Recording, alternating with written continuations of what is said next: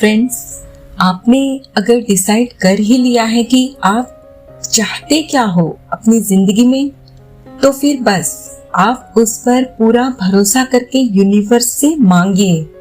और फिर जब आप भगवान तथा यूनिवर्स से मांग लेते हैं, तो फिर अपने मन में किसी भी तरह का कोई डाउट नहीं आने दीजिए कि अरे हाउ इज इट पॉसिबल, मैं जो कुछ भी सोच रहा हूँ या सोच रही हूँ ये सिर्फ मेरी कल्पना है और वास्तव में तो इसे पाना मुश्किल ही नहीं, नामुमकिन है।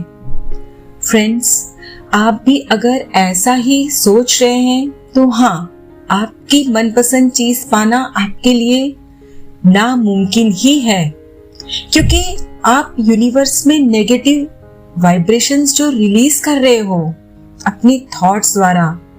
सो फ्रेंड्स, बहुत जरूरी है कि आप अगर अपनी मनपसंद चीज को मैनिफेस्ट करना चाहते हैं तो यूनिवर्स से मांगने के बाद खुद को रेडी रखिए उसे रिसीव करने के लिए।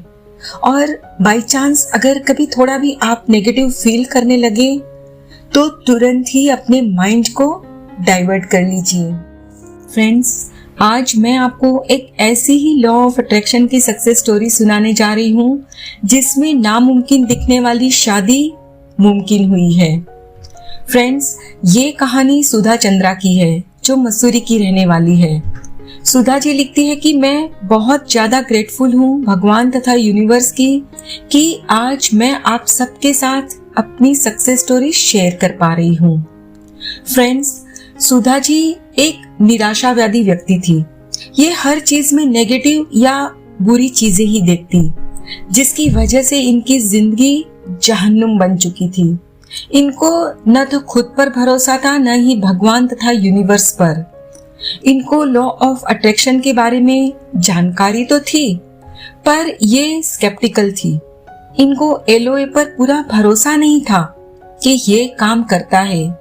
इन्हें संदेह था। और फिर इनकी जिंदगी में एक ऐसा इंसिडेंट हुआ जिसने इनकी पूरी जिंदगी ही बदल दी। सुधा जी को इनके बेस्ट फ्रेंड के साथ प्यार हो गया था और फिर एक दिन अचानक इनके बेस्ट फ्रेंड ने आकर कहा कि वो किसी और से शादी करने जा रहा है, जिसे सुनकर सुधा जी पूरी तरह से टूट गई। इनकी तो समझ में ही नहीं आ रहा था कि ये क्या करे। बहुत रोई और डिप्रेस भी रहने लगी। इन्होंने फिर भगवान तथा यूनिवर्स से माफी मांगी और उनसे प्रार्थना की खुद की शादी के लिए अपने बेस्ट फ्रेंड के साथ। आगे सुधा जी लिखती है कि इन्होंने यूनिवर्स को एक थैंक यू लेटर भी लिखा, जिसमें उन्होंने भगवान तथा यूनिवर्स का शुक्राना किया था खुद की शादी अपने बेस्टी के साथ होने के लिए। यानी कि इन्होंने एडवांस में ही धन्यवाद कहा और फिर इसे पूरे विश्वास और भरोसे के साथ कि ये सब सच है उसे लेट गो कर दिया। फ्रेंड्स, कुछ महीने के बाद ही सब कुछ एकदम से बदल गया।